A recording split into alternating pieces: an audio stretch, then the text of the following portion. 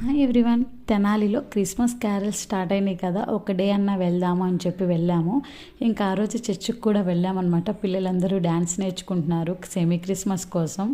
ఇంకా మా క్యాంటీన్ కూడా నించోబెడితే ఏంటో కొత్తగా చూస్తూ ఉంది. మా కెవిన్ అయితే అసలు డ్యాన్స్ కూడా వేయలేదు, క్యాంటీన్ కదిలిస్తూ ఉన్నాడు అనమాట. ఇంకా క్యాంటీన్ ఎత్తుకుని నేనే 2 స్టెప్పులు వేసాను.